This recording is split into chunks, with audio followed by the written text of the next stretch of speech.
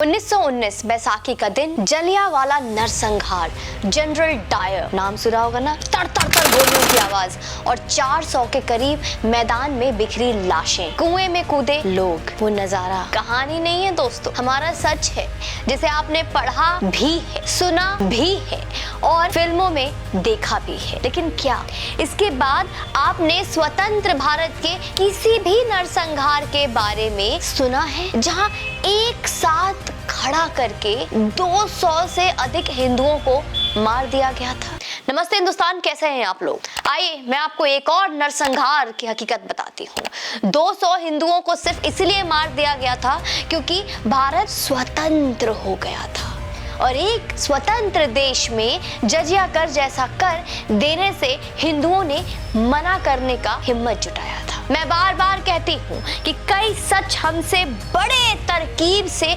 छुपाए गए हैं ताकि आप ये ना जान सके कि अंग्रेजों और मुगलों के मानस पुत्रों ने, मैं बहुत ही इज्जत से बात कर रही हूँ, कि मानस पुत्रों ने हम हिंदुओं पर कैसे कैसे अत्याचार होने दिए हैं।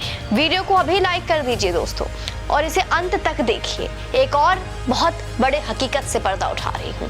वर्ष 1919 में वैसाखी के दिन अमृतसर में हुए जलियांवाला कांड के जैसा ही भयावह कांड दक्षिण भारत में 1948 में हुआ। भैरनपल्ली गांव का वो नरसंहार है। लिख लीजिए, याद कर लीजिए, फिट कर लीजिए। अंतर मात्र इतना है कि जलियांवाला बाग में गोलियां अंग्रेजों हुकूमत द्वारा चलाई गई थी और भैरनपल्ली में गोलियां चलाने वाला पता है कौन था? निजाम की निजी फौज के रजाकार थे वो दोस्तों। भैरनपल्ली हैदराबाद एक ऐसा रजवाड़ा था जहां हिंदुओं की बहुलता भी थी, यानी वहां पे हिंदू अधिक थे, बहुत अधिक थे। प्रोपेगेंडा देखिए, आप अगर भैरनपल्ली गांव का नाम नहीं जानते हैं तो दोस्तों आप यह घटना ढूंढ कर नहीं निकाल पाएंगे। निजाम को भाषणों में तेलंगाना के सीएम से खूब वाहवाही मिलती रही है। निजाम का ऐसा उत्थान इस तथ्य को छुपाता है कि उसका प्रभुत्व दक्कन के इतिहास का सबसे अशुभ काल था। निजाम के इतिहास में उनकी हिंदू प्रजा के खिलाफ एक नरसंहार एक भयानक अध्याय है। 1948 में सरदार पटेल द्वारा हैदराबाद पर कब्जा करने से पहले इतिहासकारों का अनुमान है कि निजाम की पुलिस और रजाकारों द्वारा लगभग 1 लाख हिंदुओं का वध किया गया था। निजाम एक जिहादी था जिसने खुले तौर पर हिंदुओं को खत्म करने की इच्छा स्वयं व्यक्त की थी। मैं पसवन ए दीन हूँ, कुफ्फार का जल्लाद हूँ, वो अपने खुद की कविता में कहते हैं। अर्थ क्या है?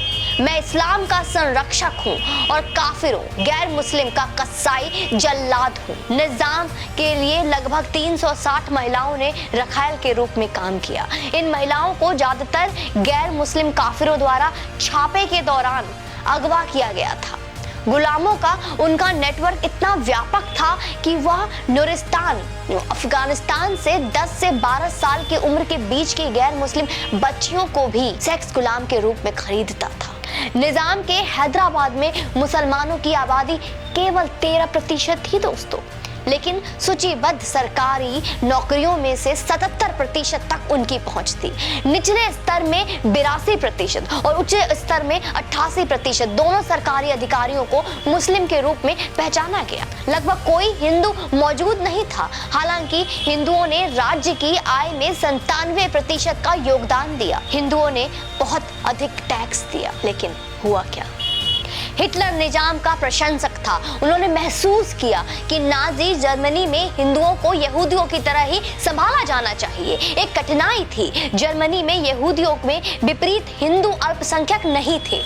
निजाम का उद्देश्य हिंदुओं को सताना, विदेशी मुसलमानों को यहाँ लाना और धर्मांतरण को बढ़ावा देकर उनकी संख्या कम करना था। हिंदू बहुमत को कम करने के लिए निजाम 8 लाख अप्रवासी मुसलमानों को लाया। अरब और अफगान इनमें से 2 हैं। उन्हें सभी राज्य लाभ प्राप्त हुए। इन विदेशी आयातों को अन्य मुसलमानों के समान बंदूकें रखने का अधिकार प्राप्त था। हालांकि हिंदुओं को हथियार रखने से रोक दिया गया। इन गैर अरब विदेशी मुसलमानों ने निजाम की सेना का एक बड़ा हिस्सा बनाया था दोस्तों। यहाँ तक कि यकीन नहीं करेंगे आप, उनका सेनापति सैयद अल इर्दोस भी एक अरब था। इनमें से अधिकांश अरब पीछे रह गया। बरकास हैदराबाद में आज हजारों यमनी अरब पाए जा सकते हैं। निजाम ने बड़े पैमाने पर धर्मांतरण अभियान भी शुरू किए। सिद्दीकी नाम का एक आदमी जिसने दीनदार आंदोलन शुरू किया था, उसकी सेवा में था। दीनदार डाकुओं का एक समूह था जो धर्मांतरण और लूटपाट में माहिर था। निजाम से धन प्राप्त करने वाले सिद्दीकी ने खुद को बसवेश्वर का अवतार बताया, स्वयं को ही अवतार बताया।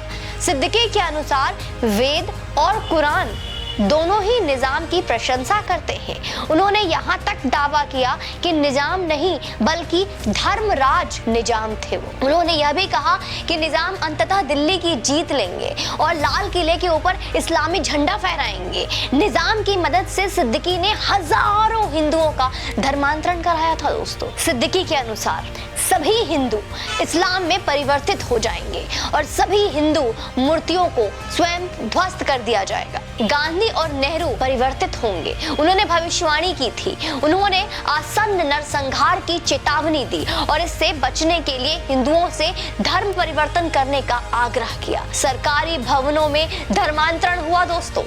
निजाम ने अपराधियों को जेल से स्वतंत्रता के बदले धर्मांतरण की पेशकश की और उसकी घोषणा की। आने वाली जेल की सजा से बचने के लिए सैकड़ों अपराधियों और कैदियों ने इस तरह धर्म परिवर्तन किया। जेल से छूटने के बाद वो तुरंत रजाकारों पे शामिल हो गए। इस घटना के उपरांत सरदार पटेल ने हैदराबाद में भारतीय सेना भेजने का निर्णय लिया। यह 13 सितंबर को भेजी जानी थी। किसी ने कहा कि 13 तिथि अशुभ है, इसलिए ऑपरेशन 14 सितंबर को प्रारंभ किया जाए। सरदार पटेल ने कहा कि इसे 12 तारीख कर दिया जाए। तत्कालीन हैदराबाद स्टेट से केंद्रीय सलाहकार के.एम. मुंशी ने अपनी पुस्तक में लिखा है कि सेना के लामबंदी की तिथि 9 सितंबर निश्चित की गई थी, क्योंकि 3 दिन उन्हें हैदराबाद में अपने गंतव्य स्थान तक पहुंचने में लगने थे। इसे ऑपरेशन पोलो नाम दिया गया और आखिर में 13 सितंबर को आरंभ होने के बावजूद यह शुभ निष्कर्ष तक पहुंचा। भारतीय सेना ने मात्र 5 दिन में ही इस अभियान को पूरी तरह से निपटा दिया। यह सरदार पटेल की सैन्य बुद्धि और कूटनीति का ही परिणाम था कि इस प्रकार हैदराबाद का विलय भारत में हो गया। मजलिस इत्तेहादुल मुसलमान के मुखिया कासिम रिजवी और हैदराबाद के प्रधानमंत्री लायके अली पाकिस्तान भाग गए थे। बैरनपल्ली का हादसा और ऑपरेशन पोलो इस बात को दर्शाते हैं कि रजवाड़ों का विलय कितना जटिल और विशाल कार्य था। इस अमूल्य योगदान के लिए देश सदा सरदार वल्लभ भाई पटेल का आभारी रहेगा।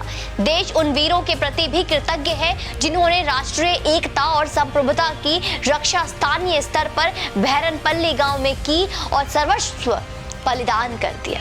बाकी आपको क्या ये सारी चीजें पता थी, नहीं थी? और अगर आपको ये वीडियो पूरी तरीके से जानकारी से भरपूर लगती है तो उसको प्लीज शेयर करें और हमारी टीम का मनोबल बढ़ाने के लिए हमारा सहायक बने। यूं ही चैनल पे बने रहें और अपना प्यार देते रहें, स्नेह देते रहें। जय हिंद, वंदे मातरम।